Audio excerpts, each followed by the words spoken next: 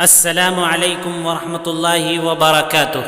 امام ابو حنیفہ رحمہ اللہ کی ذہانت۔ امام ابو حنیفہ نعمان بن ثابت رحمہ اللہ ایک روز مسجد کے اندر تشریف فرما تھے۔ اتنے میں خوارج کا ایک گروہ تلواریں لہراتا ہوا داخل ہوا اور امام صاحب کو گھیر لیا۔ پھر ان کے درمیان مندرجہ ذیل گفتگو ہوئی، نیچے کی گفتگو ہوئی۔ خوارج: ابو حنیفہ، ہم آپ سے 2 سوال کریں گے، اگر آپ نے جواب دے دیے تو ٹھیک، ورنہ ہم آپ کو قتل کر دیں گے۔ امام ابو حنیفہ: اپنی تلواریں میان کے اندر رکھ لو، کیونکہ ان کی طرف دیکھنے سے میرا دل ادھر ہی مشغول ہو جائے گا۔ خوارج: ہم اپنی تلواروں کو ہرگز میان میں نہیں رکھیں گے، یہ تو آپ کے خون کی پیاسی ہیں۔ امام ابو حنیفہ: چلو پوچھو۔ خوارج: دروازے پر 2 جنازے رکھے ہیں، ایک جنازہ اس شخص کا ہے جس نے شراب پی کر آنکھیں بند کی اور نشے ہی میں مر گیا، دوسرا جنازہ اس عورت کا ہے جو زنا کے ذریعے حاملہ ہوئی اور زچگی کے وقت توبہ کیے بغیر مر گئی، کیا یہ دونوں مومن ہیں یا کافر؟ خوارج کا یہ گروہ جو امام ابو حنیفہ رحمہ اللہ سے سوال پوچھنے آیا تھا، ان کے عقیدے کے مطابق گناہ کبیرہ، بڑے گناہ کا مرتکب کافر ہوتا ہے۔ ایسی صورت میں اگر امام ابو حنیفہ ان دونوں کے مومن اور مسلمان ہونے کا فتویٰ دیتے تو ان کے نزدیک قابل گردن زدنی ہوتے۔ چنانچہ امام صاحب نے ان سے پوچھا، یہ بتاؤ یہ دونوں کس مذہب کے ماننے والے تھے؟ کیا یہ یہودی تھے؟ خوارج: نہیں، امام ابو حنیفہ رحمہ اللہ نصارہ تھے۔ خوارج: نہیں، امام ابو حنیفہ مجوسی تھے۔ خوارج: نہیں، امام ابو حنیفہ بت پرست تھے۔ خوارج: نہیں، امام ابو حنیفہ آخر کس مذہب کے پجاری تھے؟ خوارج: مسلمان تھے۔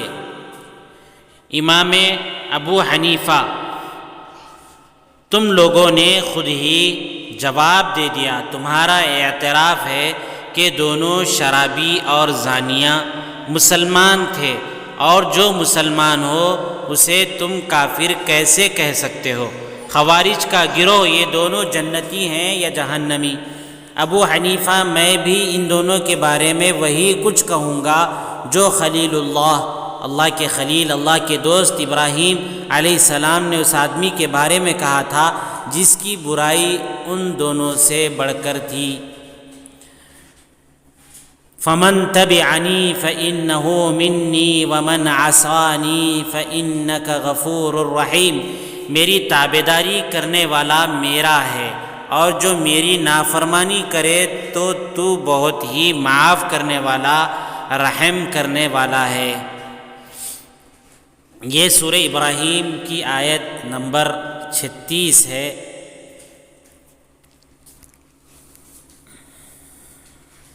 نیز میں وہ کچھ کہوں گا جو روح اللہ حضرت عیسیٰ علیہ السلام نے ان دونوں سے بڑے گنہگاروں کے بارے میں کہا تھا، ان تعذبہم فإنہم عبادک وَإِن تَغْفِرْ لَهُمْ فَإِنَّكَ أَنْتَ الْعَزِيزُ الْحَكِيمُ۔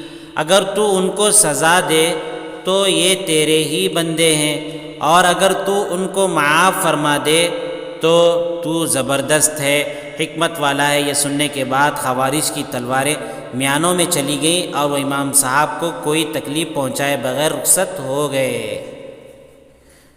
دوستو، آپ سے گزارش ہے کہ ہمارے چینل کو سبسکرائب کریں، ویڈیو کو لائک کریں، شیئر کریں۔